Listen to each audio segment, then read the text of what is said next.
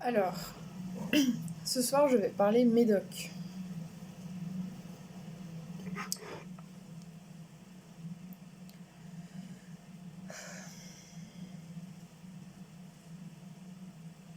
Je vais rentrer un peu dans l'intimité de ma vie, mais en même temps, c'est l'objectif de ma chaîne. Donc, je vais en parler quand même. Ça fait un mois et demi maintenant, que j'ai vomi mon médicament. J'ai littéralement ingéré mon médicament comme d'habitude, ça fait 2 ans, enfin ça je pourrais en parler après. Mais j'ai intégré mon médicament, j'ai ingéré mon médicament comme d'habitude, je l'ai vomi. Premier signe que mon corps ne veut plus de médicaments. De ce médicament, en tout cas.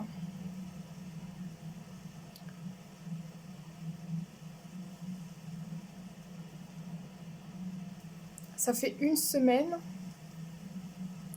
que j'ai des problèmes de déglutition.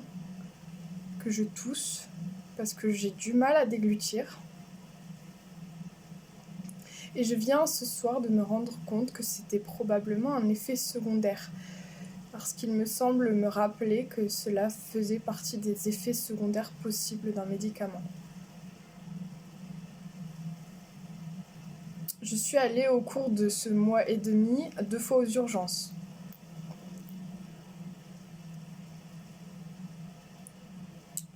Notamment parce que je vomissais. Et aussi pour ma sensibilité à la lumière et au bruit. Durant ces 2 fois, ils n'ont pas su déceler de choses. Ils ne trouvaient pas de cause à mon mal. Et pourtant, j'avais mal. Surtout la deuxième fois, j'avais très mal. Mal au ventre.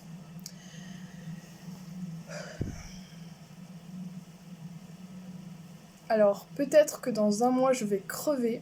Personne ne va penser à incriminer les psychiatres parce que, oh, les psychiatres, c'est l'instance suprême.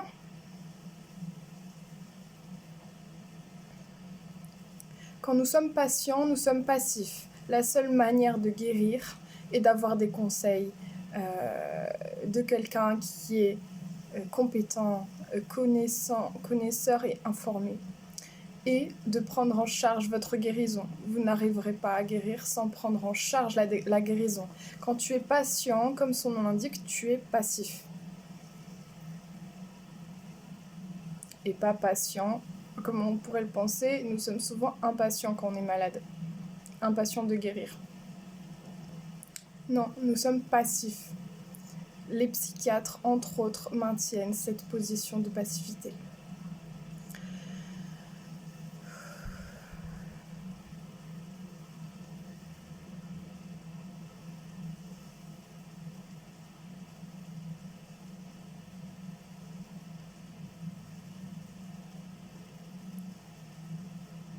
Cela fait 2 ans et demi que je prends le même médicament. Au début, c'était une dose assez forte, prescrit pour des états de crise psychotique.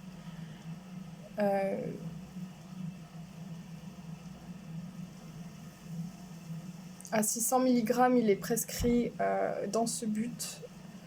À 400 mg, c'est une dépression sévère, et en dessous, on va dire que c'est des dépressions, des états dépressifs et anxieux moins importants.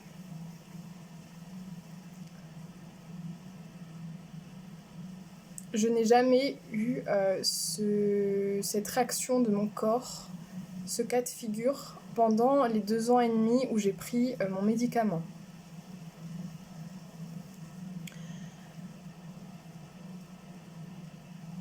Depuis à peu près le début de l'année 2025, à peu près depuis mars 2025, je décide de retenter la baisse de mon médicament. Je tombe donc à 300 mg vers le milieu de l'été. 300 mg étant une dose inférieure à la dose prescrite pour les états de crise psychotique.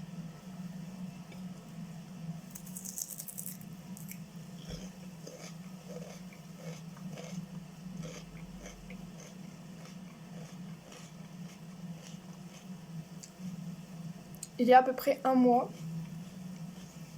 et demi, j'ai eu des états de prise de conscience diverses que j'ai pu mentionner, manifester via des vidéos que j'ai mises sur ma chaîne.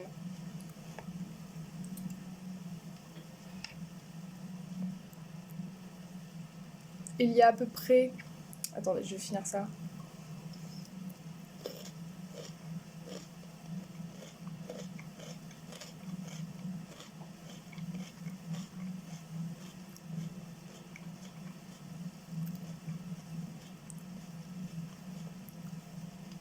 Et il y a à peu près un mois et demi,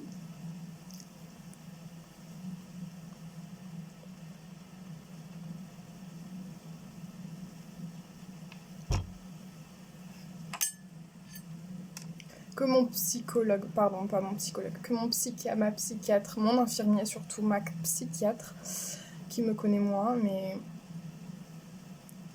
ils ont décidé de réaugmenter mon médicament à 400 mg parce que d'après eux, je manifestais des symptômes de redécompensation psychique, donc possible de refaire une crise psychotique.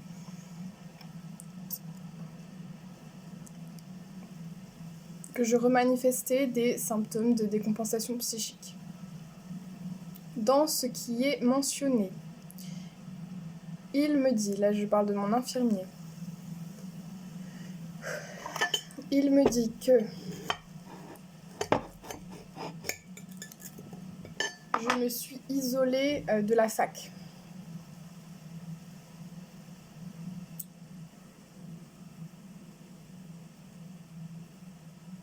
J'ai décidé de m'isoler, de quitter la fac pour une raison consciente. Je ne souhaitais plus faire partie d'un système qui ne me correspondait plus, avec des personnes avec qui je ne m'entendais plus. Ce n'était pas un cadre pour moi d'apprendre. J'ai donc décidé de partir de la fac, non sans souffrance bien sûr. C'est une confusion de symptômes. Car l'isolement fait partie de la liste des symptômes que je ne connais pas d'ailleurs. La liste des symptômes d'une crise psychotique, d'une décompensation psychique. La deuxième raison qui a motivé mon infirmier à me pousser, à me demander, me demander expressément de monter mon médicament à 400 mg, j'étais à 300, de remonter mon médicament à 400 mg était ma sensibilité à la lumière et au bruit notamment, qui s'est manifestée il y a 2 mois.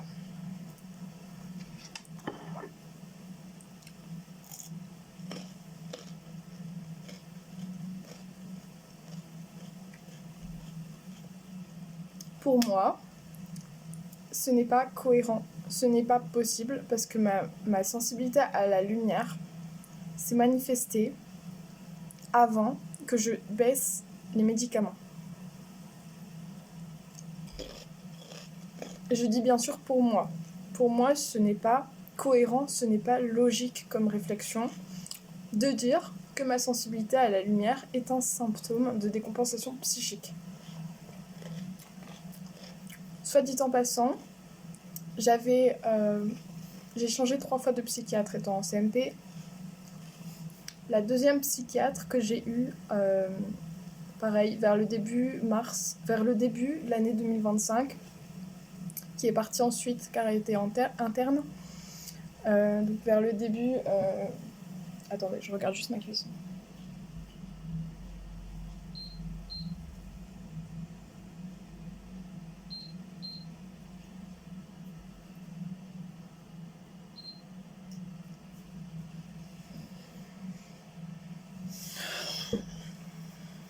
vers le début de l'année 2025. Je me rappelle pas combien de temps je l'ai eu, mais je l'ai eu moins d'1 an, ça c'est sûr. Elle m'a dit que ma deuxième décompensation psychique qui s'est manifestée en 2023. J'en ai eu deux, j'en ai eu une en 2021 et une en 2023. Elle a dit que ce n'était peut-être pas une crise psychotique que j'avais fait. Ça, c'était soit dit en passant.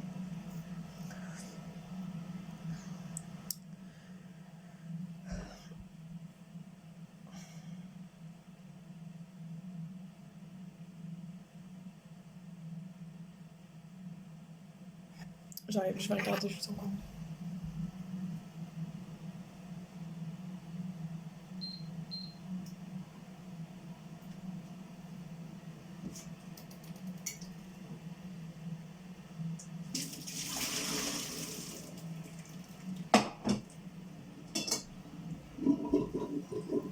Mais tu vas reculer tes trucs. Donc, ces deux manifestations de symptômes, de recrudescence de symptômes, ont motivé mon psychiatre et mon infirmier à réaugmenter de 100 mg la dose de kétiapine. Je prends de la kétiapine. Je fais faire une autre excurse, comme dirait ma professeure d'allemand. Je vais faire une autre parenthèse. Quand tu veux savoir ce qu'est la kétiapine, tu tapes sur Google, il est noté que le rayon... Non. Si, c'est ça. Le rayon d'action de la kétiapine est encore inconnu. Ça ne fait pas peur du tout. Le champ d'action de la kétiapine est encore inconnu pour le corps.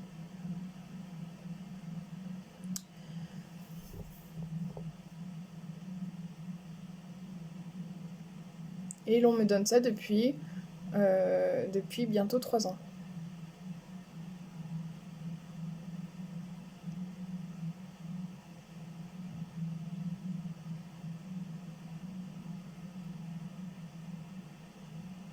Ça fait presque depuis mars 2025 que je dis à mon infirmier que j'ai l'intention de baisser la kétiapine. Il ne m'aide pas du tout à baisser la kétiapine. Il ne m'accompagne pas dans ce but.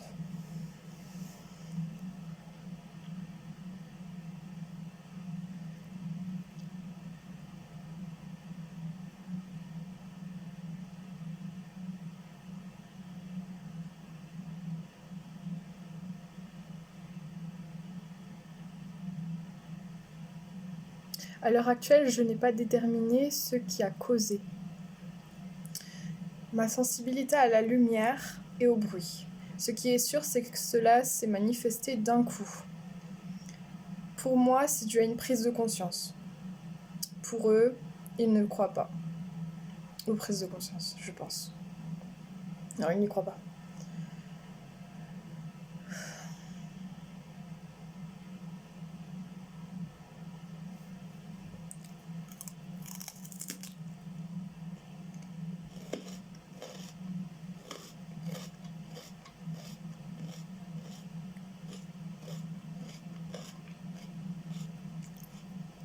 Au final, ce qui résulte de tout cela, c'est que je suis bloquée.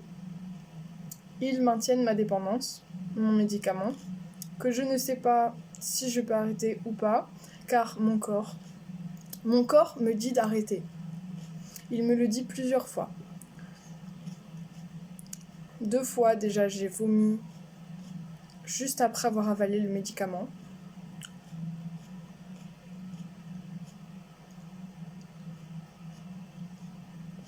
J'ai des problèmes de digestion depuis 1 mois et demi. J'ai déjà parlé de mes problèmes de déglutition depuis 1 semaine.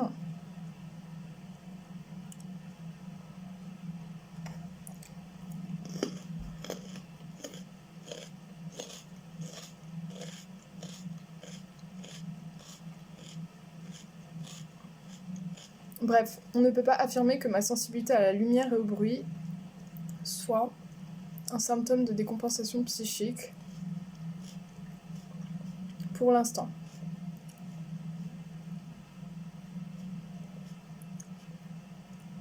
Et moi, je crois d'ailleurs que c'est autre chose.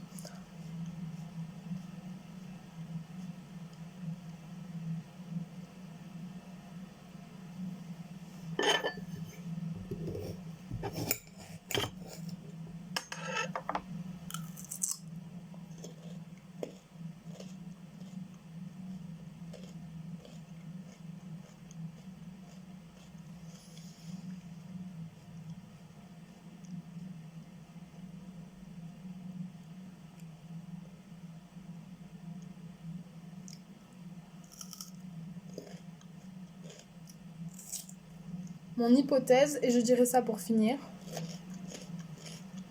est que mes deux décompensations psychiques, comme étant appelées ainsi, étaient en réalité des manifestations médiumniques que je n'ai pas su contrôler, maîtriser, et qui m'ont extrêmement angoissée.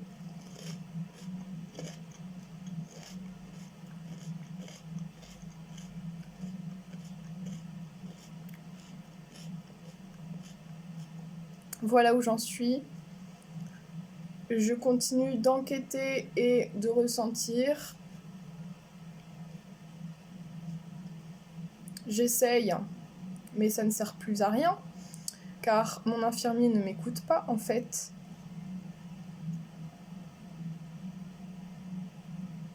De montrer le ressenti de mon corps comme étant un ressenti juste et rempli d'informations en fait. Et ce n'est pas écouté. Ce n'est pas considéré, ce n'est pas écouté.